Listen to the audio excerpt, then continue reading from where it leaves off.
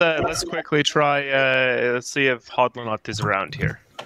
Yeah, I think I should be here now. Hope you can hear me now. Very much so. Yeah, great. Yeah.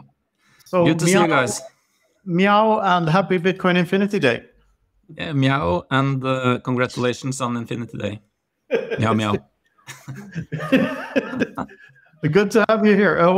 So Bitcoin Infinity Day is a celebration of Bitcoin's infinite potential. What are your first thoughts when I say that? I don't know. I mean, the potential is infinite, and your meme describes that better than anything, I guess. So yeah, we're going to the moon. We're gonna hyper Bitcoinize the world, but we just need to suffer a bit first, different ways.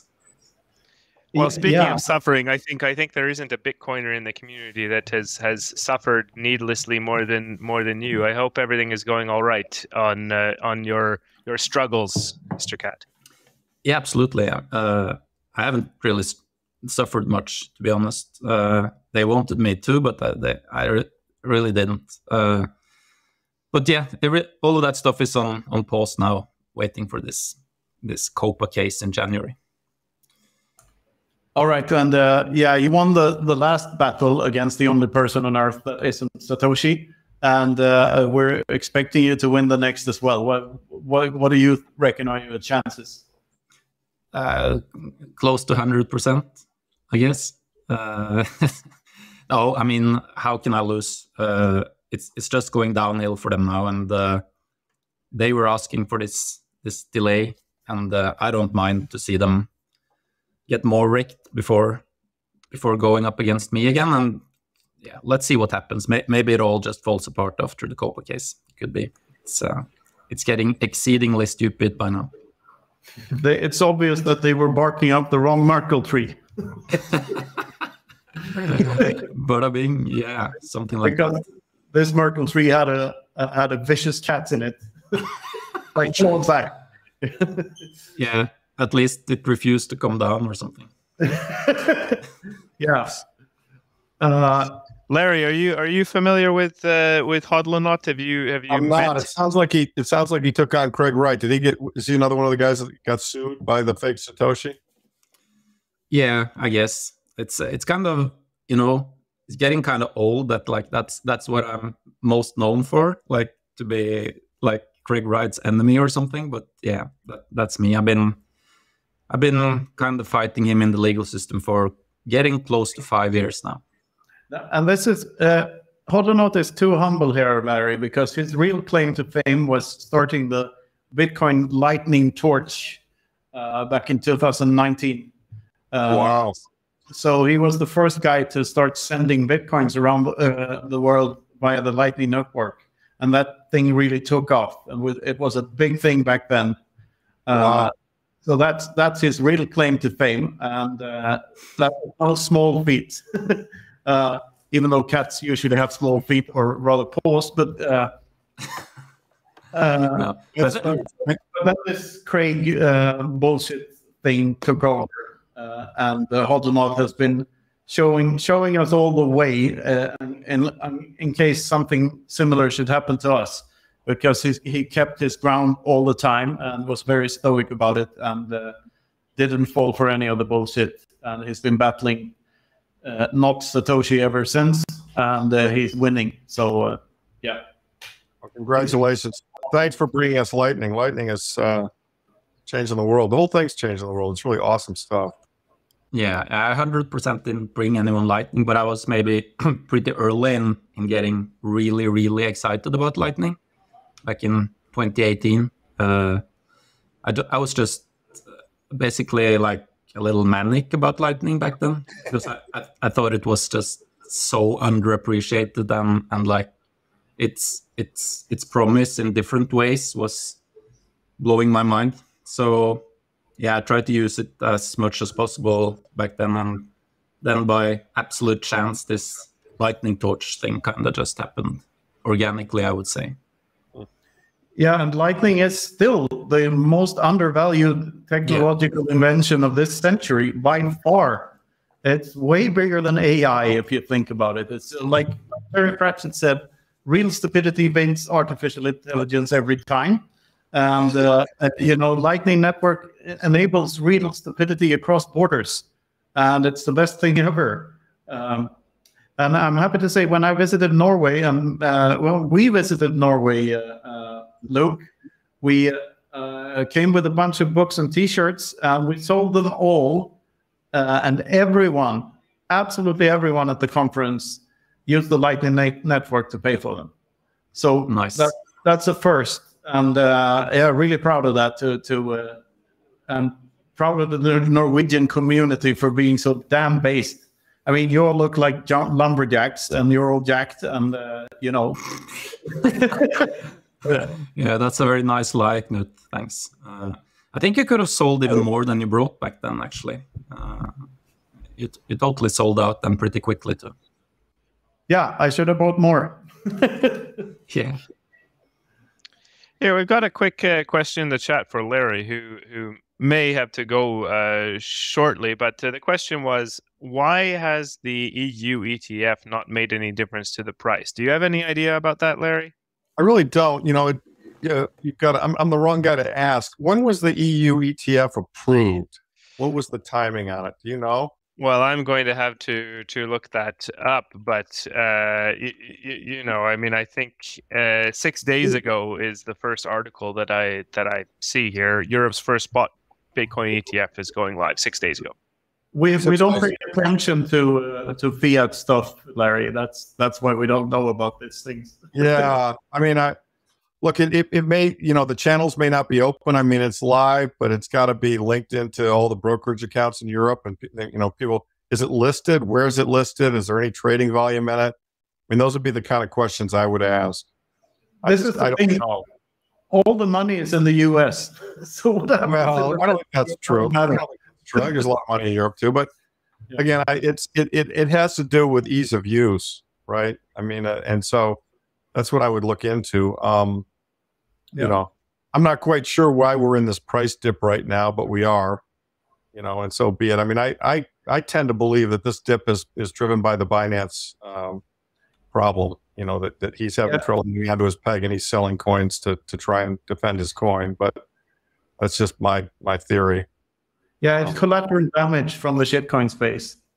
Yeah, that'd be my sense. But I don't really even care. I mean, I think it's great. And I like to buy at lower prices. So the fact that it's coming in, I was actually thinking about what gold I'm going to sell to increase my buying. So. Yeah. Oh, Christian has an answer here. The Bitcoin. Yeah. So the thing is, there's quite a lot of exposure.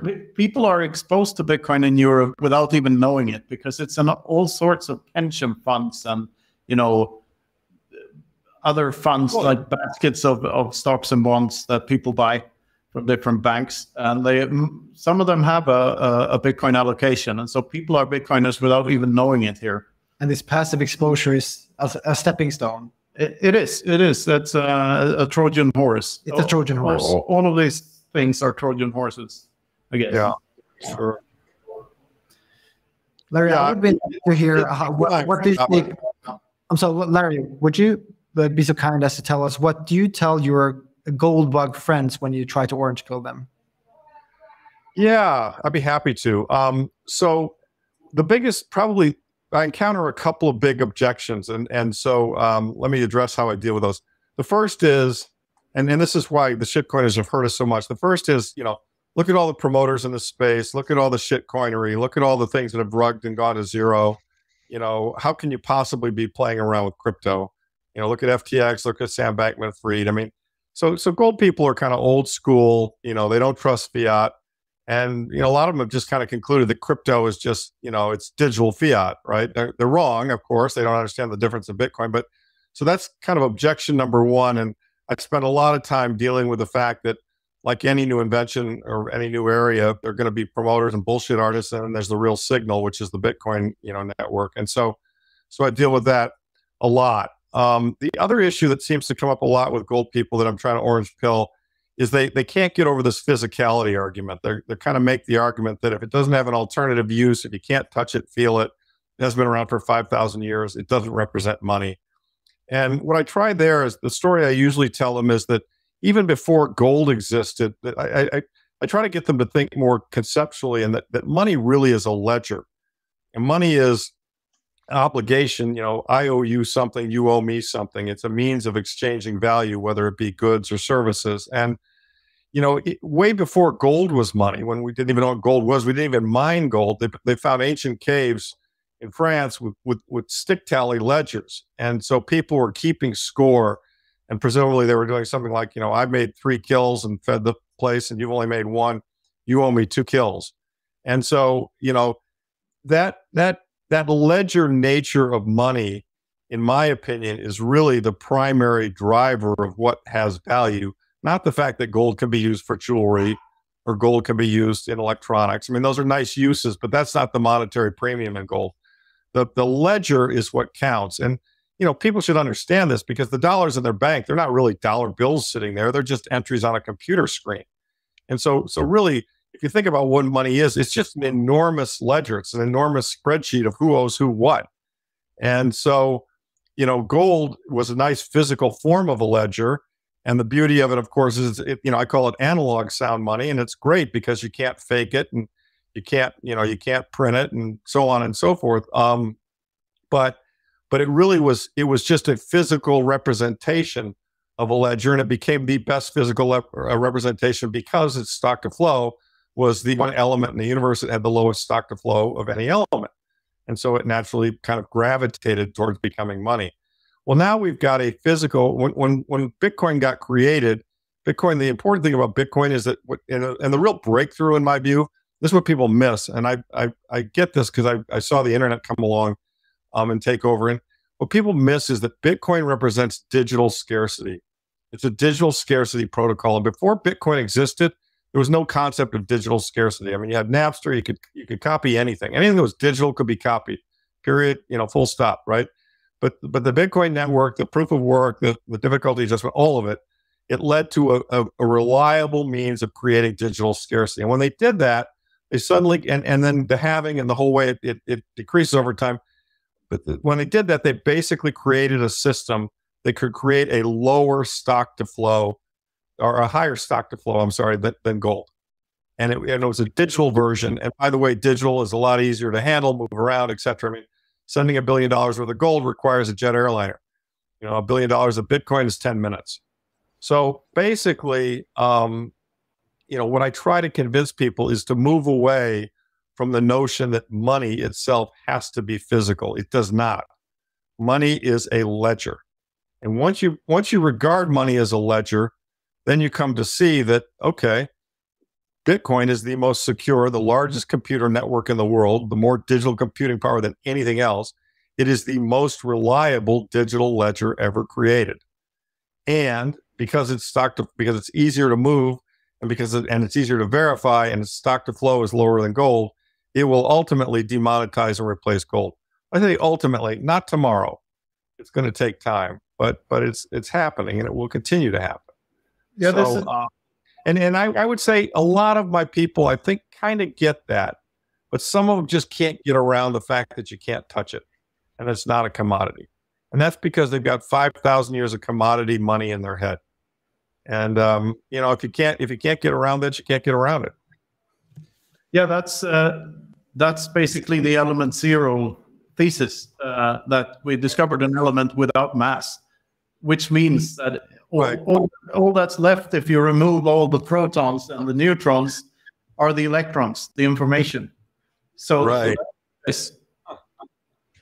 like that. Yeah. Let's get into the physics discussions we had in Madeira, where you quickly went over my head. Yeah. Knut is quite knowledgeable about quantum mechanics and physics, and it's pretty interesting stuff.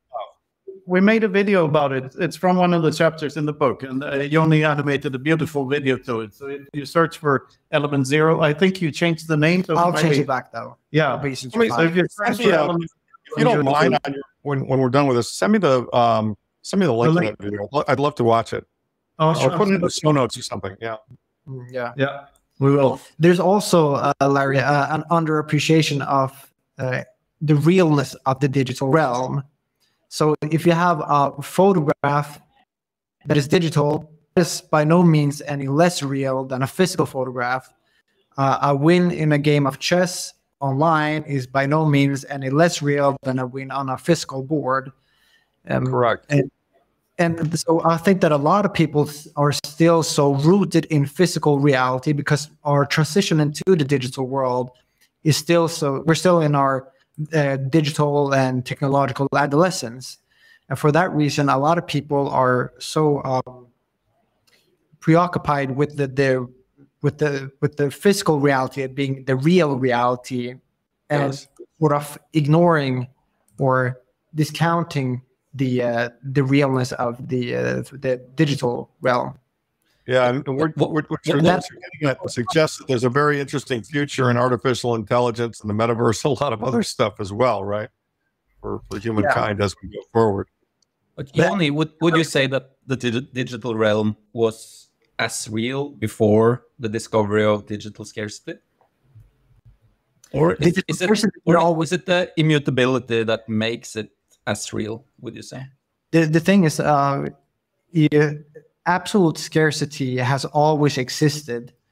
It just wasn't discovered, and it just didn't have any hash rates. No, yeah, exactly. So Bitcoin was always around. It's just that the hash rate was 0 up until 2009. So we just discovered it. But because for the reason that Bitcoin is synonymous with absolute scarcity, we just leveraged that into a monetary network. Yeah, and now it's obvious that there's only one real intellectual property because it's the only one you can actually possess. Yes. Yeah, and that in turn possesses you. So Larry, I just sent you the link to the video in Twitter DMs if you want. Oh, thank you very much. I appreciate that. I look forward to listening to that. Yeah, I think you'll like it.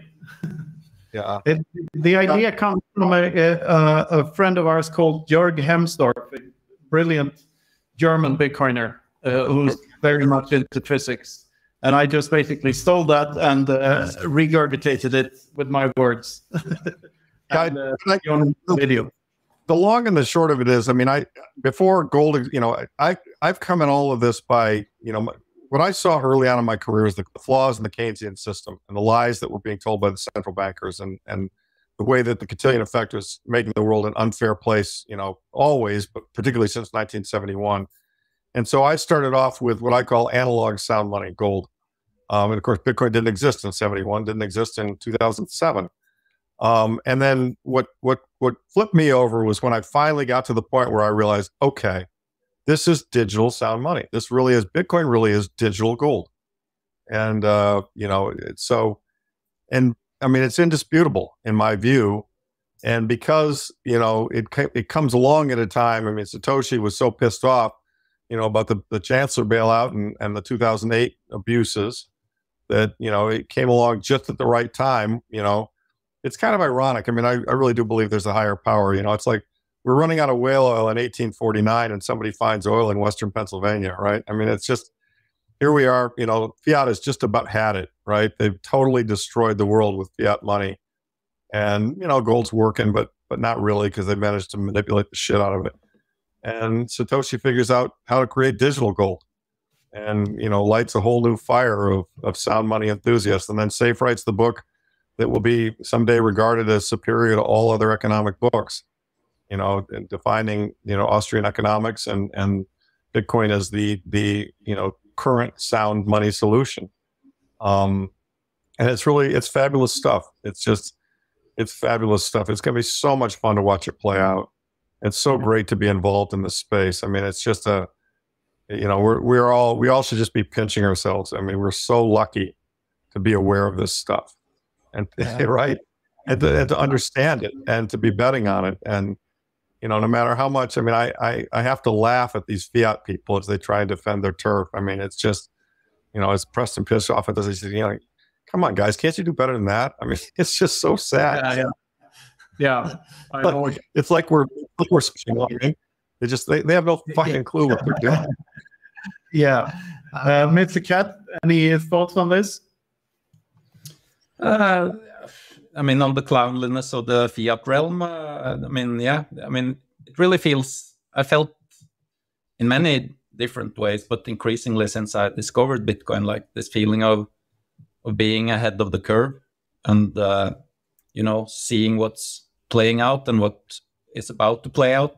And I've had quite a few of those feelings confirmed since I discovered Bitcoin. And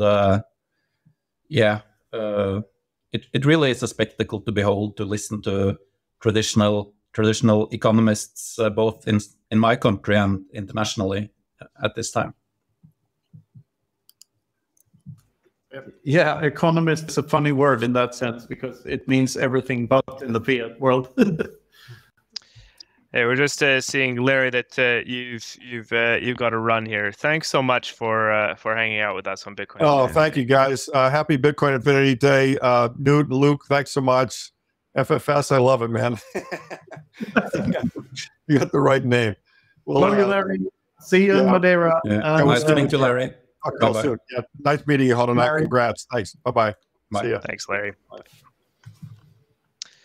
All right, back to you, Hodlonaut. So, any other thoughts about Bitcoin Infinity Day generally?